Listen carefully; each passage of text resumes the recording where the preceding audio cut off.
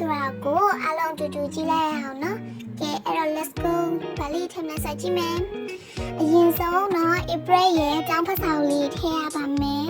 ဒါတော့ April ရဲ့6တန်းကျောင်းဖတ်စာလေးနဲ့စာလေးရောထားပဲဖြစ်ပါတယ်ဒါလေးကတော့အပူစာကလေးပေါ့နော်နောက်ထပ်အပူသုံးမှုလို့ရင်စာကလေးတွေအဲ့အတွက်ထည့်သွားပါနောက်တစ်ခုက drawing book လေးပါဒါလေးကကျတော့ပကြီးကျွတ်ထည့်သွားပဲဖြစ်ပါတယ်ဒါလေးတွေကိုလည်းတူတူထည့်လိုက်မယ်နော် Okay ဒါလေးတွေထည့်ပြီးသွားပြီဆိုရင်နောက်ထပ်ကတော့ April တို့ကမပူလီယူပါမယ်နော်ဒါကတော့ April မွေးနေ့တော့ April ရဲ့ဆရာမကသက်ဆောင်ပေးထားတာပါတော်တော်ကြာပြီဆိုရင် April ကထုတ်မသုံးဖြစ်ကြပါတော့ဒီနေ့တော့ဆရာမပေးထားတဲ့လက်ဆောင်လေးကိုဒီနေ့ထုတ်သုံးလိုက်ပါပြီကဲဒါလေးကမင်္ဂလိဆက်ဆန်အယောင်လေးပေါ့နော်ပန်းရောင်လေးမယူနီကွန်ပုံစံလေးအရင်ချစ်ဖို့ကောင်းတယ်ပေါ့နော်ကဲအဲ့တော့ဒါလေးကိုဖွင့်ပြီးတော့ထည့်ဆက်ရှိရည်ထည့်အောင်ပေါ့နော်ကဲအထဲမှာဗာလေးထည့်မလဲဆိုတော့လေ April နဲ့ဒူလိုက်ကြည့်ပေးအောင်နော် Okay အသားလေးကနူးညံ့နေရပဲအထဲမှာအရင်ဆုံးဒီခဲတံလေးနှစ်ချောင်းထည့်မယ်ပေါ့နော် Oh my god ငါထင်တာတော့ခဲတံနှစ်ချောင်းထည့်ရင်တော့မညစ်ပါဘူးပဲစတောင်းပါတယ် Okay April ကကြီးစိတ်ရောက်ပြီဖြစ်တဲ့အတွက်ဘောပင်လေးသုံးရတယ်ပေါ့နော်ဘောပင်တစ်ခါမှမကင်ဘူးအမှဖြစ်ပြနေရတယ်ကြည့်အောင်ဘောပင်ဘယ်လိုထည့်ရမလဲကိုမသိဘူးစောက်ထိုးဖြစ်လိုက်မုံမျိုးဖြစ်လိုက်နေအဲ့လိုမျိုးဖြစ်နေရပါ April တို့ကကြီးစိတ်ရောက်မှဘောပင်သုံးရဖြစ်တဲ့အတွက်အဲ့လိုမျိုးနည်းနည်းတော့ရှင်းနေပေါ့နော်ဒါလေးကတော့အကုန်ထည့်ပြီးသွားတဲ့ result လေးပါကဲအကုန်လုံးထည့်ပွားပြီဆိုတော့ပိတ်လိုက်ပါမယ်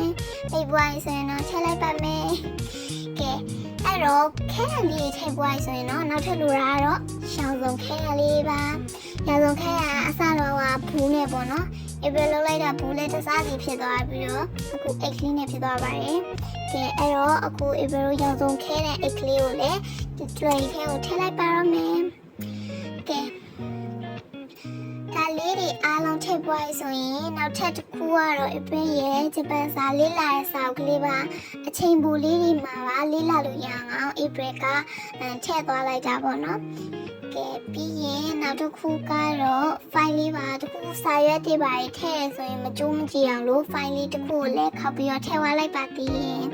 ဒီ file လေးကခောက်ထည့်လို့ရတဲ့ file လေးဖြစ်တဲ့အတွက်အရင်အဆင်ပြေရပေါ့နော်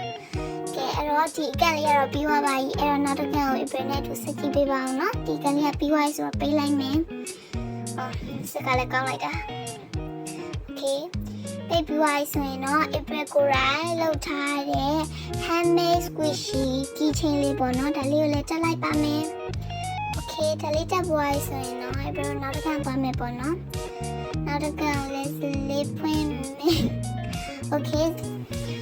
နောက်တစ်ခါနဲ့မှာကတော့ဗလီထည့်မလဲဆိုတော့ April ပေရန်လေးထည့်မယ်ပေါ့နော်ဒီပေရန်အရန်ရှိရွယ်ဒါက30 cm ထိရှိရဲ့ပေရန်ပါဒီပေရန်တစ်ချောင်းလေးထည့်မယ်ပေါ့နော်ဒီပေရန်ထည့်ပွားရင်နောက်ထပ်တစ်ခုကတော့ပုံသွင်းပေရန်မှာပုံသွင်းပေရန်ကျတော့လည်းတစ်ခုထည့်ပါမယ်အပြာရောင်လေးကြီးပဲနှစ်ခုလုံးอ่ะ Okay ဒါလေးနှစ်ခုထည့်မယ်ပြီးရင် squishy ဆိုတာဆော့ဖို့တော့မဟုတ်ပါဘူး April တို့တငယ်ချင်းကြီးရဲ့ခရီးသစ္စာအလိုနေနေပေါ့နော်ယူရတာပါဒီတိုင်းနေပဲပြီးရင်နောက်တစ်ခုကကျတော့ April ရဲ့ဒီမှာ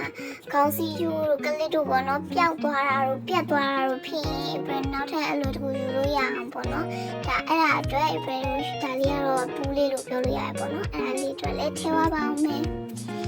ကဲဒါလေးမနေ့ပိတ်ရပိတ်ပြီးသွားဆိုတော့ April တို့ထည့်လိုက်ပါမယ်ကဲပြီးရင်ကကြီးလေးလည်းထည့်ဖို့လိုရပေါ့နော်ကကြီးကတော့တခုခုမုံစားရင်ပဲညှက်လို့ရအောင်ပါပြီးတော့ရက်တောင်လေးလည်းထည့်ဖို့လိုပါတယ်ဘယ်သူတွေဘလောက်အေးအေး April ကတော့အမြဲပူနေရပေါ့နော် April စပင်ကအရင်ရှိရတဲ့အတွက်အရင်ပူတယ်အဲ့အတွက် April ရက်တောင်လေးတစ်ချောင်းလည်းအမြဲထည့်သွားရပေါ့နော်ကဲဒီကန်လေးပြီးသွားပြီဆိုတော့နောက်တစ်ကန်ရဲ့အလဲပါနောက်တစ်ကန်နဲ့မှာတော့ဘာမှတိတ်ထည့်စရာမရှိဘူးပေါ့နော်April ရဲ့ပတ်ဆိုင်ကလေးလည်းအရင်ထည့်ရမယ်ဒီပတ်ဆိုင်ကကျတော့အစ်စ်ပေါ့နော်အရင်တော့အဟောင်းကကျတော့အရင်စုံနေပြီဆိုတော့လေဒီအစ်စ်ကလေးနဲ့လဲလိုက်တာပါအစ်စ်လေးပေါ့နော်ဒီအစ်စ်ကလေးက April ဝင်နေကြဖြစ်တဲ့ April Store မှာတောင်းဝထားတာပါအားလုံးပဲ April အကောင့်နဲ့ဝင်ကြည့်ကြည့်ပေါ့နော် April Store ရဲ့လမ်းညွှန်လေးရှိပါတယ်အဲ့ဒီလမ်းညွှန်လေးအတိုင်းသွားဝယ်လို့ရပါတယ်နော်အဲ့ဒီဆိုင်မှာကဈေးလည်းမှန်ပြီးတော့ပစ္စည်းတွေလည်းအစုံ ရှိရပေါ့နော်အဲ့အတွက်အဖေကတော့အဲ့ဆိုင်မှာပဲအကြောင်းသုံးပစ္စည်းအများဆုံးသွားဝယ်ဖြစ်ပါတယ်အကြောင်းသုံးပစ္စည်းတွေပြင်လူသုံးကုန်ပစ္စည်းကလစ်တို့ဘာလို့လဲရရပေါ့နော်အဲ့လိုမျိုးလေးလည်းရရအတွက်အဖေကတော့အဲ့ဆိုင်မှာပဲသွားဝယ်ပါတယ်ကဲအဲ့တော့အဖေဗီဒီယိုဆက်အောင်နော်ကဲအဖေပတ်ဆိုင်လေးထည့်ပြီးသွားဆိုရင်တော့နောက်ထပ်တစ်ခုကတော့အဖေတို့ရဲ့အိမ်တော်လေးပါအဖေကကိုတကားကိုပြန်ဖွင့်ဝင်ရဆိုတော့ပြီးတော့အဖေကအဝေးနေတဲ့မှုန်တဲ့အတွက်မျက်မှန်လေးတက်လာလဲထည့်သွားရတယ်ပေါ့နော်အရင်တော့မမုံမအောင်ဒီနှစ်မှမှုံတော့ထည့်သွားတာပါကဲပိတ်ပါမယ်ပိတ်ပွားဆိုရင်တော့အဖေရဲ့အကြောင်းသုံးလေးရပါပါပြီအဖေရဲ့ဒါလေးကတော့အကြောင်းသုံးလေးကလေးပါကဲအဖေဗီဒီယိုလေးကိုဒီလိုမျိုးအချိန်ကုန်ခံပြီးစိတ်ရှိလက်ရှိနဲ့အဆုံးထိကြည့်ပေးရတော့အားလုံးကျေးဇူးတင်ပါတယ်နော်အဖေဗီဒီယိုလေးထဲမှာလည်းအမားလေးပါသွားရင်လည်းခွင့်လို့တိခံပြီးကြည့်ပေးကြပါလို့နောက်တစ်ခါကျရင်လည်းကြည့်ချက်ပိုကောင်းလည်းလုပ်ပါမယ်နော်အားလုံးပဲဘိုင်ဘိုင်ပါအရင်ချစ်ပါရဲ့